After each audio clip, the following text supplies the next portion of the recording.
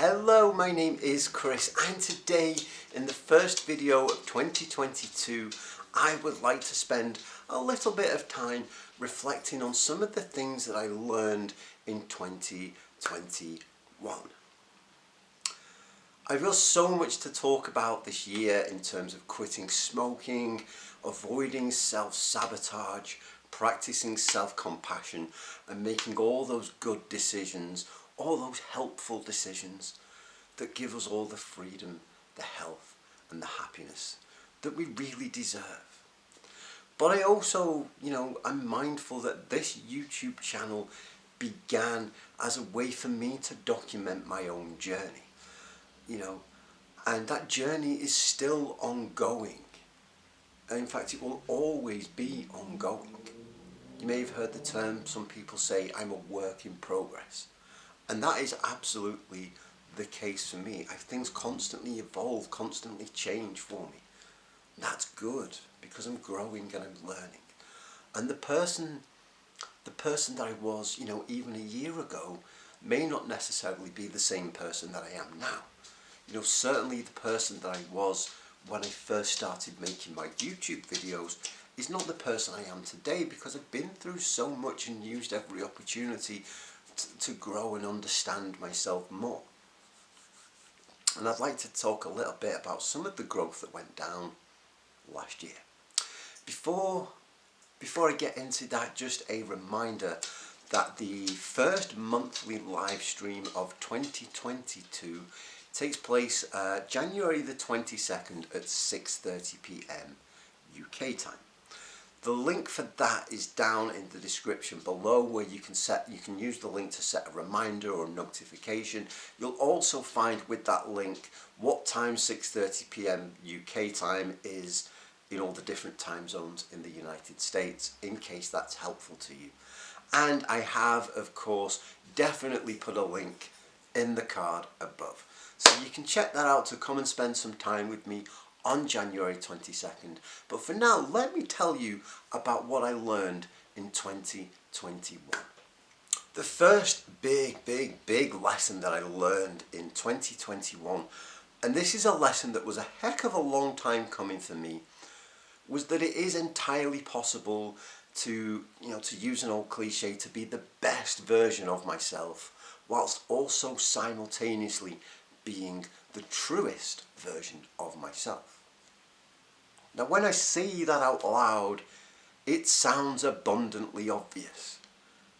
Well, yeah, Chris, how can you be the best version of yourself if you're not being true to yourself? When I say that, it makes sense, but for a long time, I didn't get that. I had the struggles with alcohol misuse in the past. I had, obviously, I used to smoke like a chimney. I had major bouts of depression. And after the last major bout of depression that I had in 2017, I got really super serious about being this, and I can't think of a better way to describe it, being this best version of myself. And I changed so much.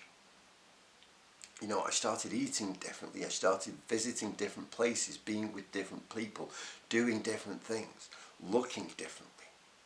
I made every decision that I used to make, I kind of made the opposite decision. And I'm not sure why it was that I decided that in order to be the best version of myself, I had to change absolutely everything. I think maybe I spent a lot of time in Alcoholics Anonymous meetings where I would hear people say, you want to get sober, if you want to get sober and stay sober, you have to change everything. And I know now that is not true, and I'm going to put this out there. If someone says that to you, it's not true. But maybe I've heard that and taken it on, or maybe just my own self-esteem was so absolutely battered and diminished and destroyed that I saw myself as being completely unacceptable. this was back in a time when I still very much defined myself by the problems and the challenges that I faced in life. I would identify myself as an alcoholic. I would think so much about my relationship with cigarettes. You know, I would tell you, oh yeah, I'm an ex-smoker and an alcoholic with major depression and mental health issues. And that became my personality. That became who I was. That became how I identified myself. And to me, you know, the alcohol misuse and the smoking were completely unacceptable. But they were such an integral part of who I was and who I saw myself to be, you know, that maybe I went, well, if that's who I am and I'm unacceptable, then maybe every single thing about me is unacceptable and has to change. You know, and a lot of things did have to change. I'm glad that I changed the way I ate. I'm glad that I changed my mindset in terms of self-compassion and self-kindness and doing the best I can to avoid self-sabotage. I'm glad that I started exercising. I'm glad that I decided to change careers and become a therapist. But I changed things that I didn't need to change because I didn't know that I didn't need to change them. I changed my appearance. And yeah, you know, I started to look better as a result of the decisions that I made. But I went from having lots of colour in my wardrobe and lots of stuff that looked, you know, that I didn't see everybody else wearing, to my wardrobe consisting entirely of black t-shirts. You know, I chopped my hair super short, which was good, but I had it so long. You know, I took these out. It's literally been like the last couple of weeks that I decided to put my piercings back in my ears.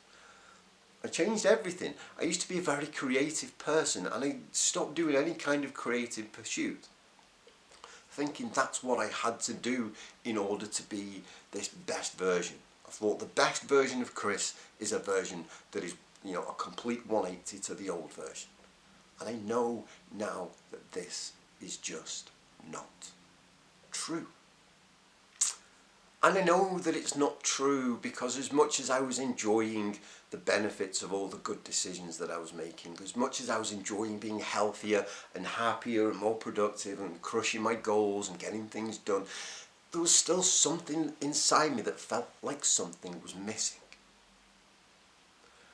And I spent an awful long time working with my therapist. For like a year we worked together, even longer actually. And I started to realise that the bits that within me that were missing were the bits of me that I had suppressed and denied, bits of me that weren't problematic, bits of me that weren't related to alcohol misuse or smoking or anything like that, bits of me that were actually good for me. And I thought, well, they were part of the old life, so I'm going to suppress them and deny them and pretend that's not who I am. And I realised, you know, that's the missing part. You know, and I've been very fortunate, you know, to now have this wonderful girlfriend in my life who not only completely accepts me in a way that no other human ever has, but, you know, celebrates me and cherishes me and, you know, makes me feel good about authentic, genuine, true Chris. That I'm starting to go, yeah, do you know, I can be a little bit more, you know, I can bring some of those, not even a little bit more, I can bring some of those things that used to serve me and combine them with the things that now serve me. And that is going to be the best version of me.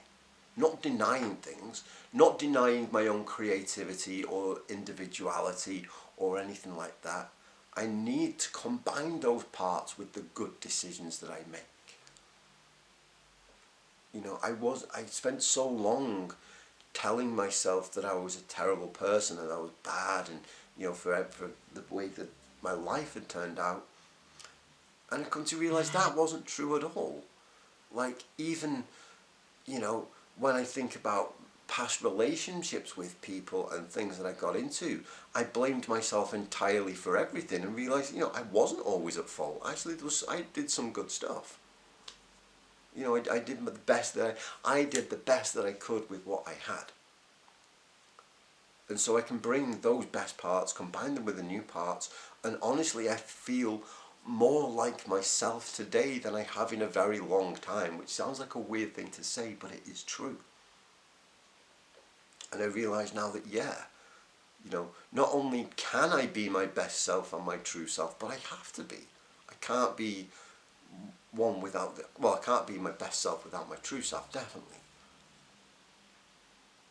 In fact, I don't think I can be my true self without my best self. But who knows? I'm starting to ramble on this point. So that was the thing that I learned, that I don't have to change absolutely everything. I have to change the things that are problems. I have to change the bits that no longer serve me, and I get to keep the stuff that does serve me. That's good. The second big thing that I learned is that it benefits me tremendously to practice patience and kind thinking with other people, which is very easy to do when people are being kind and patient and nice and acting in a way that I want them to act, right? It's very good to go, yeah, these people are lovely and I can be kind to you and generous. It's a whole different ball game, and it's a lot more challenging when people stress us out, push our buttons, trigger us, even if they don't intend to do so. There is a person in my life who, for their sake I won't name, who I clearly love, is clearly very important to me, but whom, if I spend a lot of time around them, they start to stress me out, and they start to make me feel agitated and annoyed and angry, and I don't always do the best job of holding that in, or not holding it in, that's not the right expression. I don't do the best job of responding to that. Sometimes, I could be snappy or snarky or sarcastic, or just not treat people as kindly as I would like to. And the more I thought about my relationship with this person, the more it kind of dawned on me that the best approach is for me to practice kindness, especially when, the more I think about it, the more most people aren't deliberately setting out to piss us off. There may be one or a couple of people in our lives who are like that for whatever reason, but I think most people are trying to do their best to make sense of the world around them and make sense of what's going on for them. Most people are trying to do the best they can with what they have, and are trying to do the best to express themselves via the only means that they know how. People might not be able to express themselves as well as others. It might be that the way they express themselves is by getting, really worked up about things, because it's often the case. This person will get stressed, and that stresses me out. They can be picky and a little bit mean sometimes, and I think, are they trying to be malicious, or is this how they understand how to express themselves? And I like to think, well, okay, regardless as to which one it is, I can treat this person with kindness. I don't have to let this person stress me out, because that does me no good whatsoever. And it would be very easy to say, well, this person stresses me out, so they shouldn't be in my life. That is, to me, that's extreme. To me, that's kind of, this person is so utterly intolerable and so, toxic. I hate that word, but so toxic and so, malicious that they are harmful to me all the time, when this isn't the case. I can practice patience, and even if they are being malicious, it still benefits me, to practice patience and kindness. Not because necessarily this person, is a nice person or deserves the kindness, but because I'm a nice person and I deserve some kindness and I deserve some peace. And if I allow people to influence the way that I feel, then I am giving them a power and a control over me that they have no right to and do not deserve. I talk about that all the time, about, when we talk about quitting smoking, letting other people influence whether we smoke or not. You pissed me off and therefore I'm going to have a cigarette. Well, you've just let that other person make the decision that you're going to have a cigarette. That other person has made you smoke. That person has no right, no power, no authority to do anything. So if I'm trying my best to be kind to myself, which I always am, sometimes I get it right, sometimes I get it wrong. If I'm trying my best to be kind to myself, then I have to be kind to others, even, if they are not acting according to my standards and expectations. The third thing that I learned, and this is another big important one, is just how much difference that level of self-kindness and self-compassion and self-care that I always talk about, how much difference it really does make. As of now, January 2022, I'm very happy to say it has been 2 full years, and this is 2 full years in the middle of a pandemic, by the way, that I haven't had any mental health relapses whatsoever. I haven't had a bout of depression. I haven't had anything, that has knocked me on my arse the way it used to. Yes, I've had off days. Yes, I've occasionally had to take a mental health day to look after myself. Yes, occasionally my anxiety has been higher than normal, but I don't consider those relapses. I consider them one-off occurrences. I haven't had the kind of depression that would, strap me to the couch and turn all the lights off in my world. I haven't had the kind of depression where my head feels like a bomb has just gone off and everything's crazy and I can't physically stand being inside my own body. I had none of that for 2 years in the middle of a pandemic because I've focused so much on me, on what I need to be able to get through on a day-to-day basis. And if that means, I'm one of these people, I have a million ideas in my head. I'm always like, I'm going to make a video about this and write a blog about that and make a book about this and a podcast. And then I try and do all the things and then I get burned out and frustrated. And, and that's when my mental health problems come. Or I just spend too much time being awake or not enough time outside or not eating and drinking properly. And then wonder why my head is, to be perfectly blunt, absolutely fucked. I've learned more and more over the last 2 years. I really, really benefit from taking time out. And taking time out doesn't mean that I always do nothing. Sometimes I am at my happiest and healthiest and calmest when I'm actually doing something, even if it's not very much, even if it doesn't contribute to a wider goal.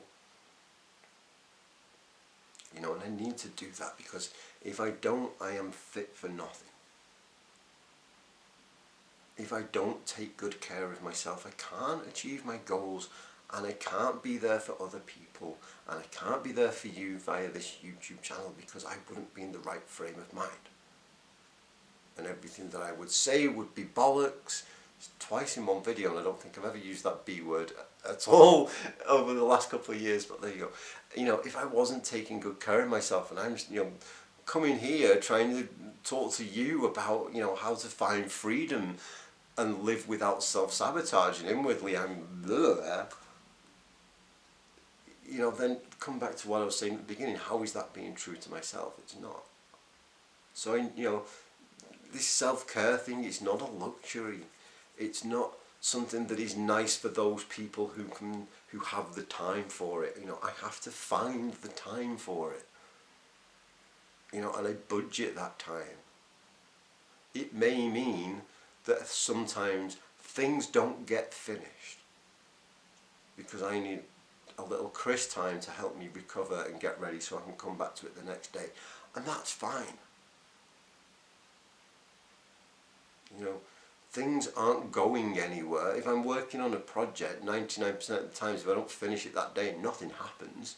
It's just there the next day and I pick it up. And even if something happens, it's, nobody dies. It's not the end of the world. I can let things go a little bit and be kind to myself. And the final thing that I learned, and this is such, it's not so much learned but reinforced, is this idea that I am capable of literally anything I set my mind to. Not just me, but you and you. Not so sure about you. Okay, no, you too. We are all so much more capable than we think we are. As I say all the time, we have been through all of the worst experiences of our lives and come out the other side. We can do this. We can quit smoking. We can get our health back. We can get our freedom back. We can get our happiness back. The sky's the limit for all of us. And we can do anything we set our minds to, and I genuinely believe that. And I've proven it to myself time and time again. I've done so many cool things this year. That a couple of years ago when I was lying on that couch depressed as hell, I couldn't even imagine being able to do them. Now I can. Whew. Thank you so much for watching. I hope you found that video interesting, if nothing else. I hope it's helped you kill a little bit of time today. If you enjoyed this video, you'd like to hear me talk more about quitting smoking, avoiding self-sabotage and being kind to ourselves, please do hit the subscribe button and give this video a like. It helps me tremendously. Again, there is the monthly live stream. It's a chance to come and chat with me and ask me any questions or just talk about your journey. That is Saturday, January the 22nd. That is 14 days away from now, something like that. And of course there is our amazing group Finding Freedom, facebook.com/groups/findingfreedom1. There's this wonderful community of people who are quitting smoking who are all different stages of their journey. Thank you again so much for watching. There's no outro on the video of this week because my laptop bit the dust and the intro clips on there and I can't get to it, so we'll figure something out how to do that later.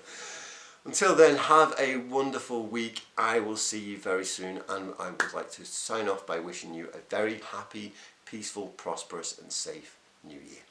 Thanks a lot.